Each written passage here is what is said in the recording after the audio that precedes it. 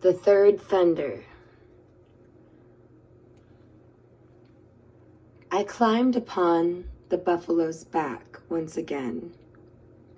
She took me to yet another destination, somewhere deep within the crystal mist. As I stepped down, I found the ground to be soft to the feel of my feet, which were somehow naked. There was a bluish tint to the grass, if it even was grass. I could no longer be certain of the true nature of reality in this place.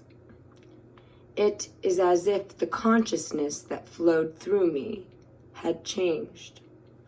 I had to remind myself that this was not my ordinary body, but my dream body, which operates at a frequency much faster than that which exists in my normal body. In my teachings at the great halls, I have been shown where the human body, in a perfect state of balance, creates a field.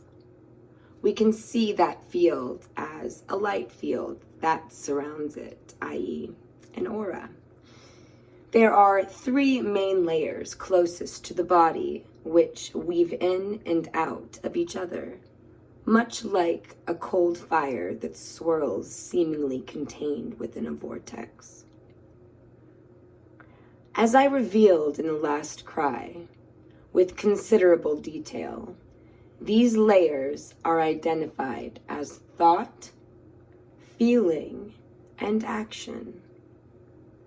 The form created, viewed with the third attention, that third eye, is much like a luminous egg, which can appear to stretch and bend with the movements of the body.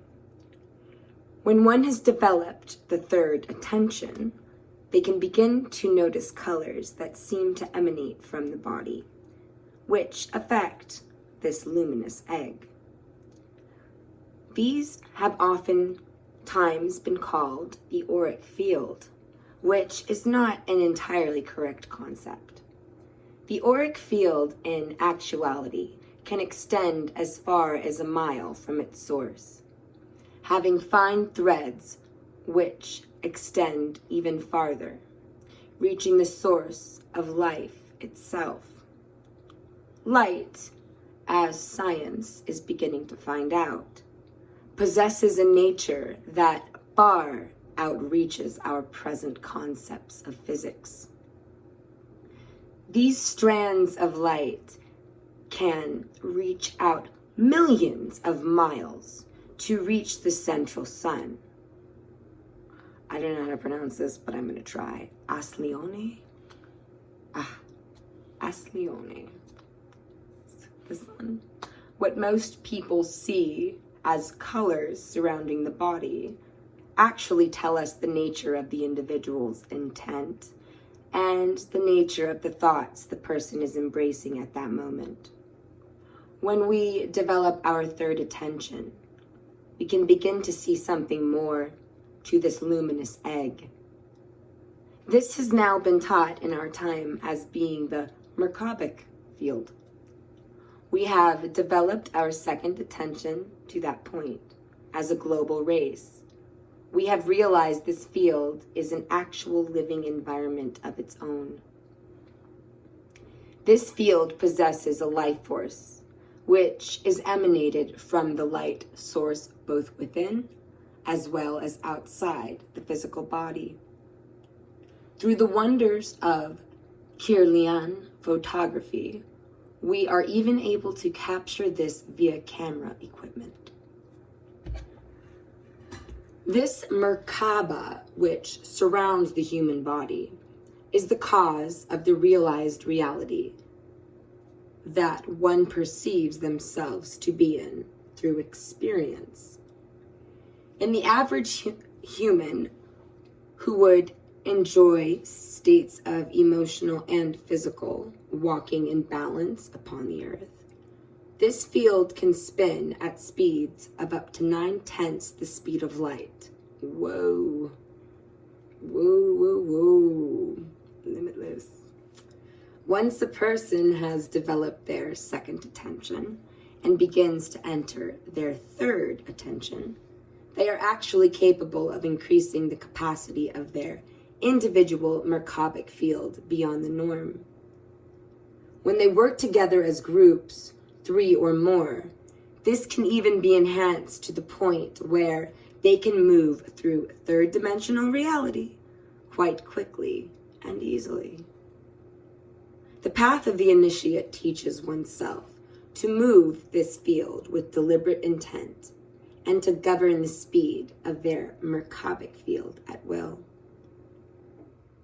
thus enabling them to access fourth attention. The initiate at this point can actually travel through time and space. They can move their field at twice the speed of sound.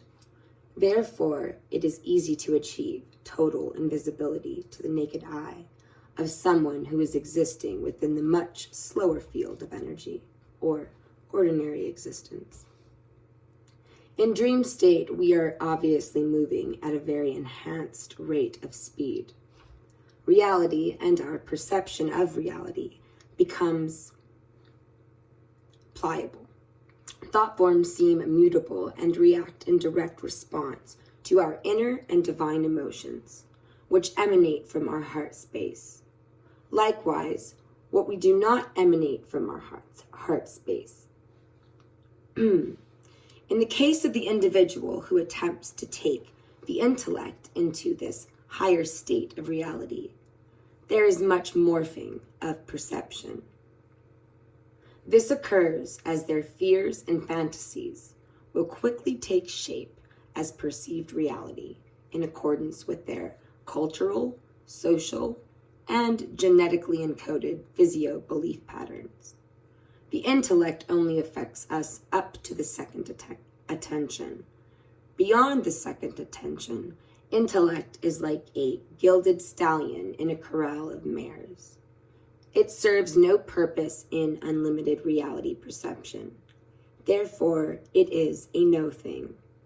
When one tries to hold on to the intellect in the higher frequencies of perception, at best, there is distortion in that perception, or blocks which are created within their awareness process.